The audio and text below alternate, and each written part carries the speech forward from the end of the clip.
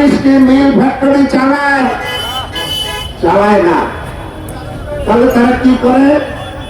আইন শৃঙ্খলা রক্ষা করে, যাতে মানুষের জানমালের ক্ষতি না হয়, তার নিরাপত্তা দেবে।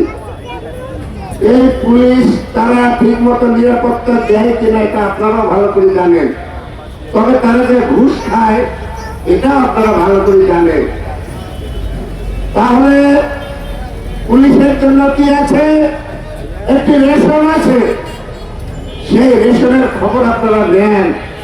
30 দিনের খোরাকি সামান্য পয়সায় তাদেরকে দেওয়া হয়, যেটা একজন মজুরের একদিনের মজুরি দিয়ে ওই 30 দিনের খোরাকি পাওয়া যায়।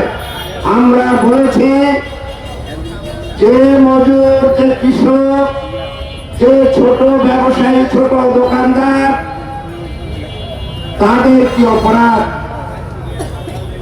তারা না হলে তো দেশ চলবে না, তারা না হলে দেশে উৎপাদন হবে না, তারা না হলে দেশের মানুষের মুখের খরচ জুটবে না।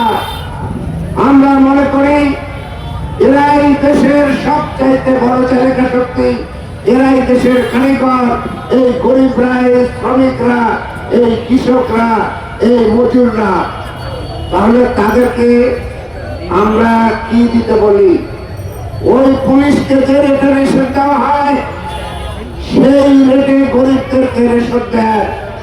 রেশন কার্ড যেটা অতীতে ছিল, মুরব্বীরা জানেন, ওই রেশন কার্ড কন্ট্রোলের ডিলারের কাছে প্রতি সপ্তাহে বা প্রতি মাসে 15 দিনের বা 7 দিনের বা 1 মাসের খোরাকি পাওয়া যেত।